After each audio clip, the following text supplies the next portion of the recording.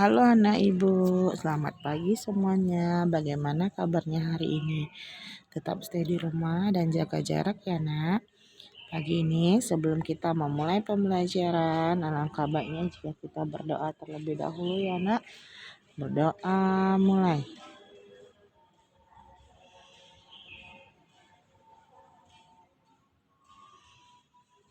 Berdoa selesai. Baik anak ibu, hari ini kita akan belajar tema 3, subtema 2, pembelajaran 2. Tujuan pembelajaran kita yang pertama agar siswa dapat memahami wujud benda. Yang kedua, agar siswa dapat memahami massa benda. Serta yang ketiga, agar siswa mengenal volume benda. Dan yang keempat, agar siswa dapat memahami benda padat. Informasi wujud benda. Nah, suatu benda itu pastilah memiliki wujud. Berdasarkan wujudnya, benda dibedakan menjadi 3 jenis, yaitu benda padat, benda cair, dan benda gas. Nah, benda padat itu apa nak? Benda padat itu bentuknya tidak tergantung pada wadah atau penampungnya. Bentuk-bentuk benda padat bermacam-macam. Ada yang persegi, bulat, loncong, dan jajaran genjang. Benda padat dapat langsung dipegang. Contoh benda padat antara lain buku, meja, gelas, botol, dan masih banyak lagi yang dapat anak ibu sebutkan di rumah misalnya ya. Ayo anak ibu bisa melihat di sekeliling rumahnya kira-kira yang mana yang termasuk benda padat. Yang kedua yaitu benda cair. Nah, benda cair itu bentuknya mengikuti bentuk wadah penampungnya. Benda cair tidak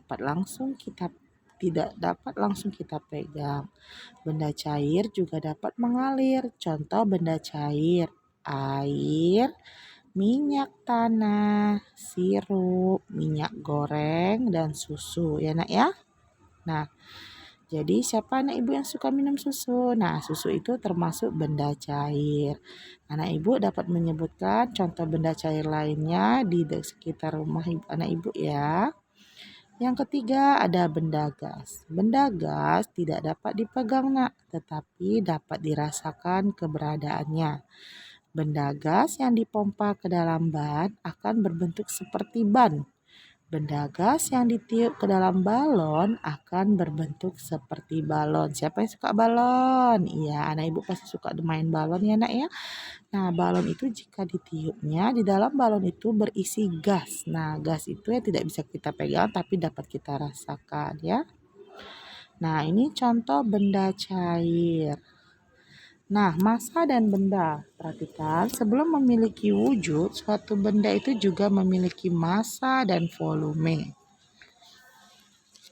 Massa benda adalah banyaknya materi yang tergandung pada benda tersebut. Massa itu menyatakan ukuran jumlah materi dalam suatu benda. Nama lain massa benda yaitu massa jenis ya. Jadi massa benda itu bisa disebut juga dengan massa jenis. Besarnya massa benda diukur menggunakan neraca atau timbangan ya. Semakin tinggi massa suatu benda, maka semakin besar pula volumenya. Contohnya, bola berbahan plastik lebih ringan daripada bola basket yang terbuat dari karet ya. Kenapa? Karena massa dan volume mereka berbeda walaupun sama-sama bola.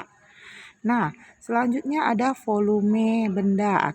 Volume atau ruang itu adalah perhitungan seberapa banyak ruang yang bisa ditempati dalam suatu benda. Benda yang kecil menempati ruang yang lebih kecil dibandingkan benda yang besar. Benda yang besar memiliki volume yang besar. Volume benda cair dapat diukur menggunakan gelas ukur.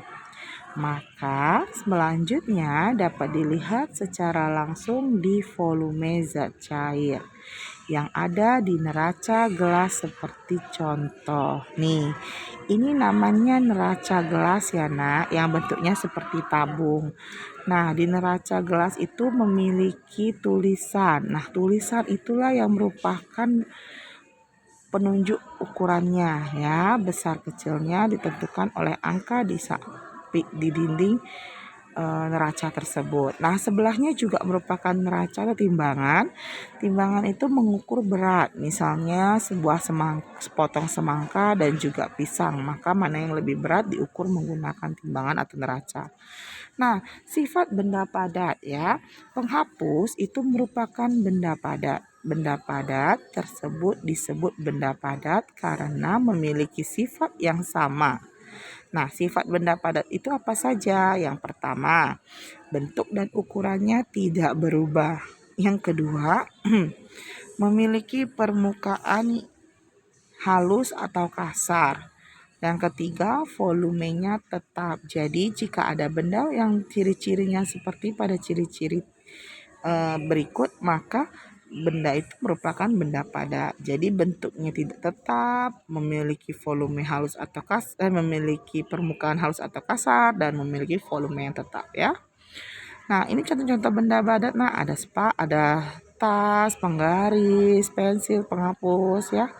Nah, tugas kita kerjakan latihan di buku tema 3 halaman 61, isi di dalam tabel. Ingat, yang kamu kerjakan bukan langsung di dalam buku tema nak ya, melainkan tabel itu kamu buat di buku latihan, lalu kamu kerjakan di dalam buku latihan. Nah, setelah itu kamu telah mengamati gambar di atas halaman 61. Jadi ada gambar di atas tabel itu, maka kamu amati lalu kamu tuliskan di dalam tabelnya ya. Tugas yang kedua, kerjakan latihan halaman 62 nomor 1 sampai 4 ya nak ya.